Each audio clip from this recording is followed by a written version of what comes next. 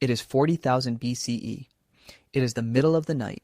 The fire has died down to a suspicious orange squint, and you are lying on a pile of leaves doing the exact same thing you do at 2 a.m. today, staring into the dark, fully awake, wondering if you're going to die.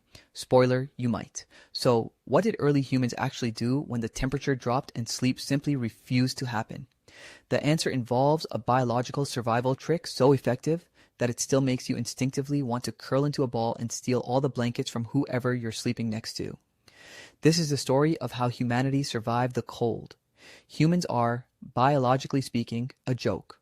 We have no fur to speak of, just a light dusting of body hair that does nothing except get goosebumps for sentimental reasons. Our skin is thin, our body fat is inconsistent, and our internal thermostat starts filing complaints the second the temperature drops below what a chimpanzee would consider a nice afternoon. Compare this to literally any other mammal built for cold climates. Wolves with double coats, bears with blubber, mammoths wearing what is essentially a fur trench coat rated for the Ice Age. And humans look less like apex predators and more like a design prototype someone forgot to finish. And yet here we were, spreading into freezing tundras, snow-covered valleys, and windswept plains with nothing but bad decision-making and raw stubbornness. Early humans weren't equipped for cold. They were just too proud, or too hungry, to stay somewhere warmer. Nighttime made this worse. Body temperature naturally drops when you sleep, a small biological event that is mildly inconvenient in a heated apartment and a potential death sentence in an open landscape with no walls, no roof, and a wind chill actively trying to end your bloodline. Falling asleep cold was dangerous, not just unpleasant. Evolution doesn't forgive discomfort. So what do you do as a hairless ape with a temperature problem and a growing sense of dread when the sun goes down and the warmth goes with it? You improvise badly for about 2 million years. The earliest solution was almost embarrassingly simple. Pile on top of each other. Group sleeping was thermal engineering dressed up as bonding. Humans figured out early that bodies radiate heat, and multiple bodies pressed together radiate slightly less heat into the void and slightly more into each other. This is why, to this day, you instinctively migrate toward another warm body in bed like a heat-seeking missile with abandonment issues. 40,000 years of not wanting to freeze to death alone, dressed up as romance. Then came insulation, which is a fancy word for wrapping yourself in whatever dead animal was lying around. Early humans used hides, furs, and eventually crude sewn garments to trap body heat. Essentially outsourcing the fur coat evolution never gave us to something we killed for parts. Watching this from an animal's perspective must have been deeply confusing. A creature too weak to grow its own insulation simply removes yours and wears it like a trophy. Fire changed everything, obviously, but fire had a scheduling problem. It burns out. You cannot feed a fire in your sleep, which meant every prehistoric night involved someone waking up at some ungodly hour to angrily negotiate with dying embers. Before fire was reliably maintained, the average human nighttime routine mostly consisted of shivering in the dark and hoping morning arrived before hypothermia did. But here's where it gets genuinely fascinating. This nightly struggle against the cold did more than produce blankets and group cuddling. It rewired human sleep architecture itself. Humans developed what's called biphasic, or segmented, sleep in colder environments. Waking in the middle of the night was normal.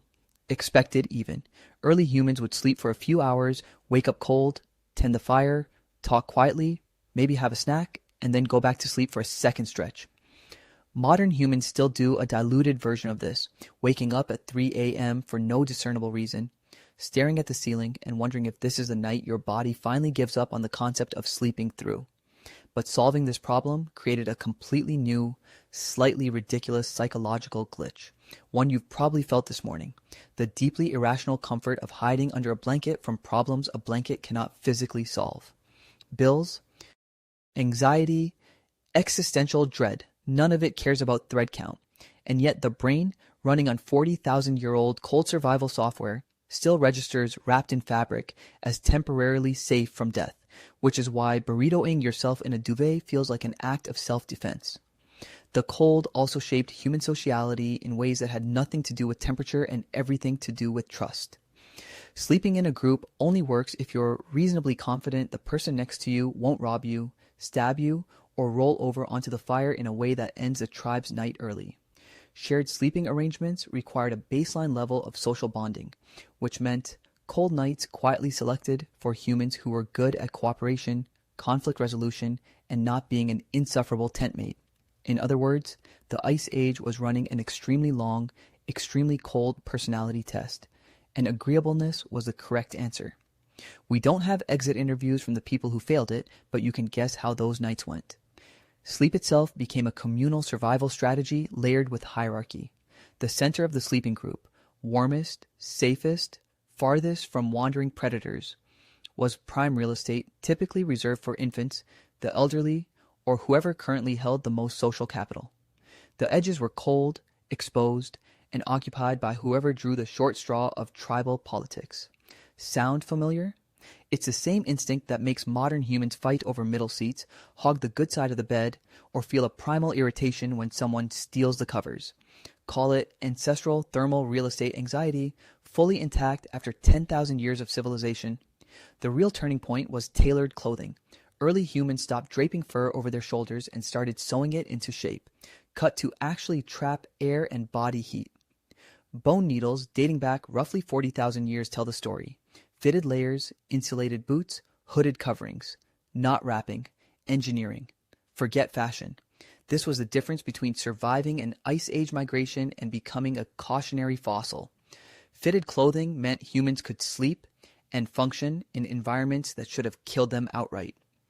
It allowed migration into brutally cold regions previously reserved for animals with the good sense to be born with fur.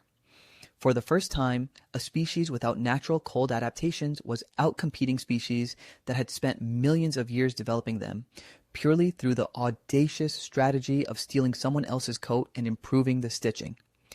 This mastery of insulation is arguably one of the quietest, least appreciated superpowers in human history. No claws, no fangs, no fur. Just the ability to problem solve our way into fabric and the sheer stubbornness to keep doing it until it worked.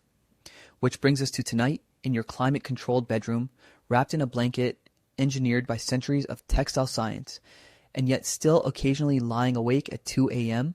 for reasons your brain refuses to explain. That's not a modern malfunction. That's ancient software running on new hardware. The impulse to burrow under blankets, to seek out warm bodies, to feel unreasonably vulnerable the second your feet are exposed to open air.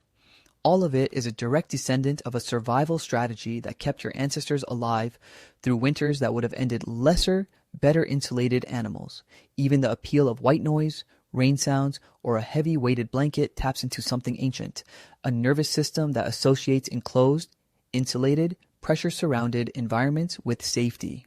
Call it sleep science if you want. Really, your brain just thinks it's successfully hidden from the cold. So, what did ancient humans do when it was too cold to sleep? There was no outsmarting the cold, just outstubbornness, night after night for 2 million years. They piled together, stole warmer animals' coats, invented clothing out of pure spite for winter, and somewhere along the way, rewired their own sleep patterns to survive nights that should have ended the species outright. We like to think civilization was built on fire and tools and clever ideas. Really, a shocking amount of it was built on cold, sleepless humans lying awake in the dark, absolutely furious that nature expected them to just deal with it, which honestly explains a lot about 3 a.m.